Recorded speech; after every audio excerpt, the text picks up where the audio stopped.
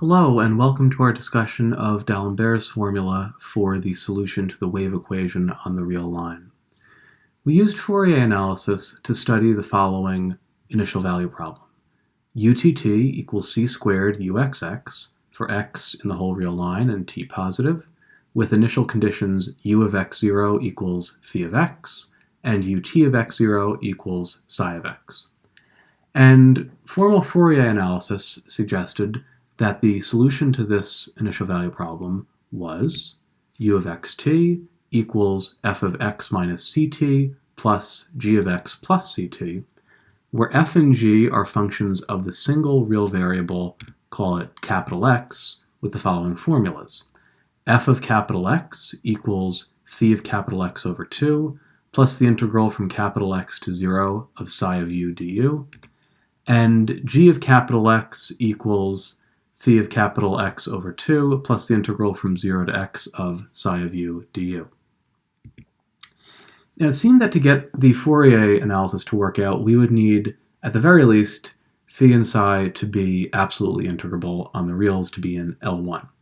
Now, that's a little dicey because some of our steps in the Fourier mechanics were unjustified. It was very much a formal solution.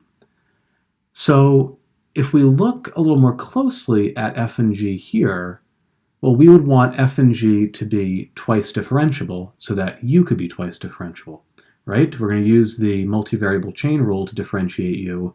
The two functions f and g have to be twice differentiable. So what do we need in the formulas for f and g for those two functions to be differentiable? Look at f. The first term in f is phi of x over 2, so I need phi to be twice differentiable. The same for g. The second term, I have the integral from x to 0, or the integral from 0 to x of psi. Fundamental theorem of calculus tells me that if psi is continuous, then that integral is differentiable in x. So if I want that integral to be twice differentiable in x, I need psi not to be just continuous, but continuously differentiable.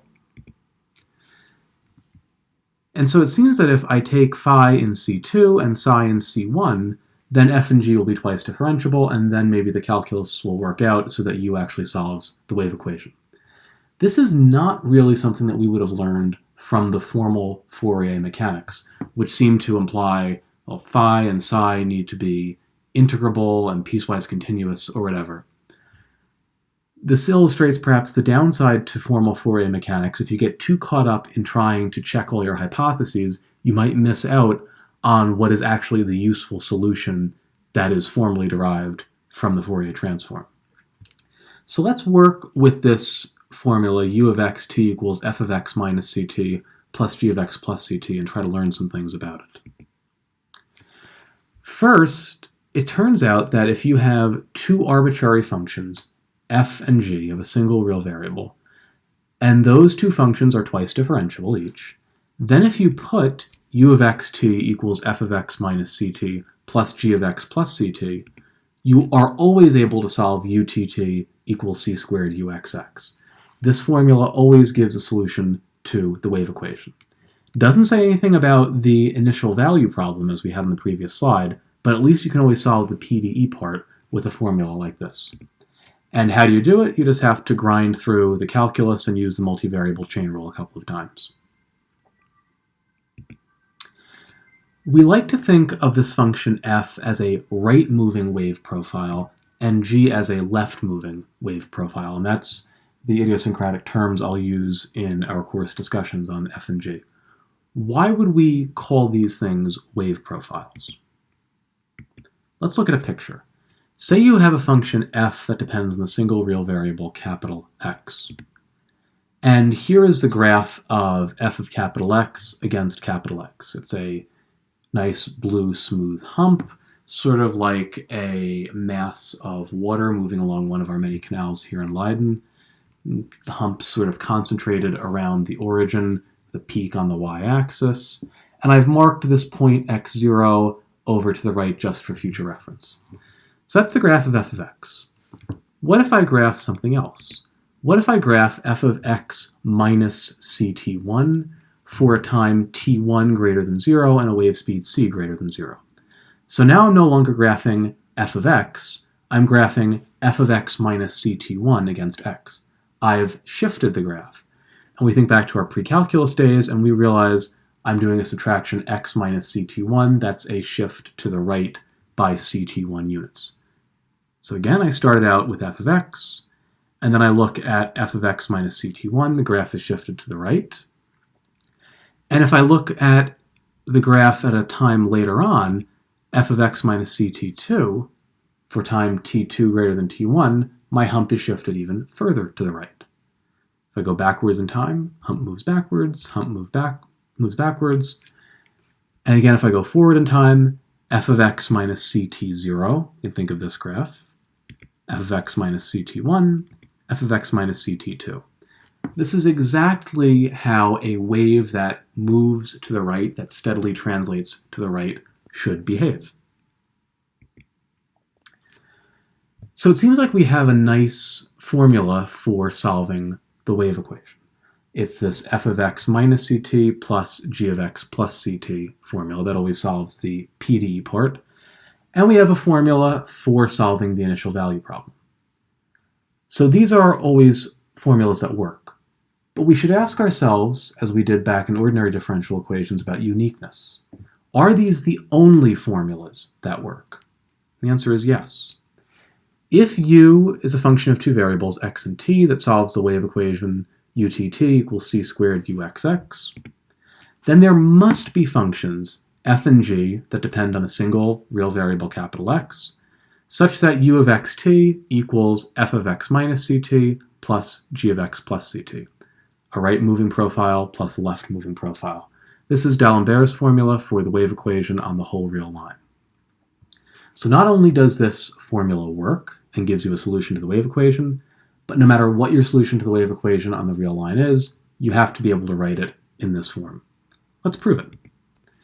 We'll work backward. We'll suppose we have a solution u, and we want to find these functions f and g.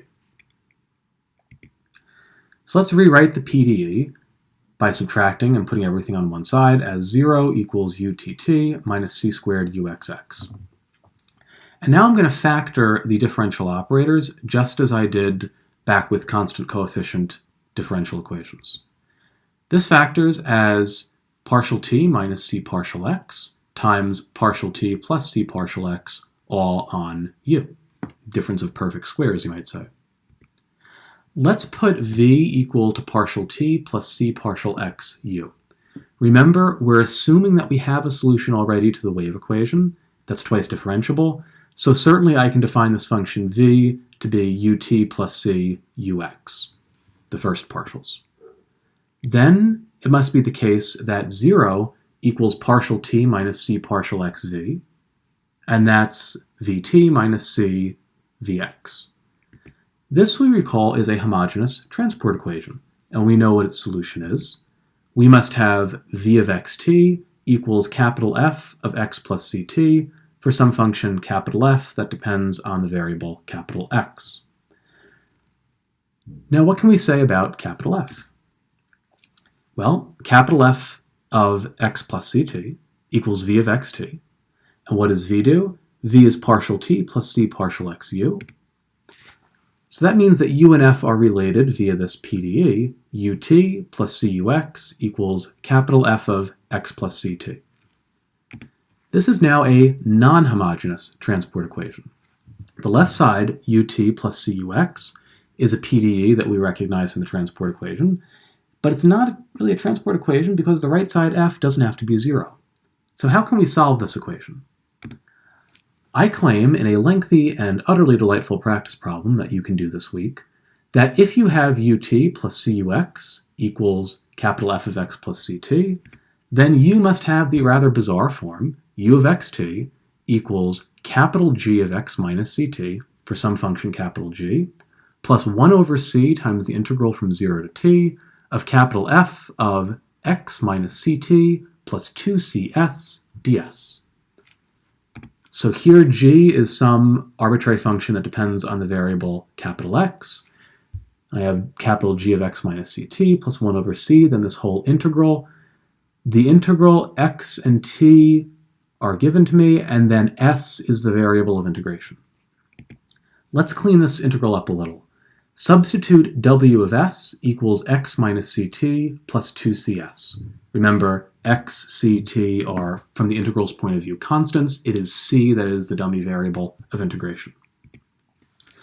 So this tells me the integral from 0 to t of f of x minus ct plus 2cs ds is, after u substitution, or in this case w substitution, 1 over 2c integral x minus ct to x plus ct of capital F of w dw.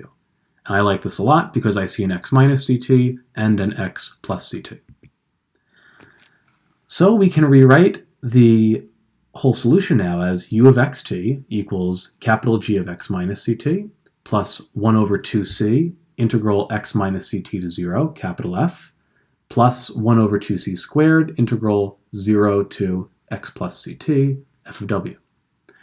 And you'll see that in the big parentheses, I have stuff that depends on x minus ct, and then the last term is stuff that depends on x plus ct. So if I put little f of x to be big G of x plus 1 over 2c squared integral x to 0, big F, and little g of x to be 1 over 2c squared integral 0 to x, big F, I'm done. I get D'Alembert's formula. And so no matter what solution I have to the wave equation on the whole real line, I must be able to write it in D'Alembert's form.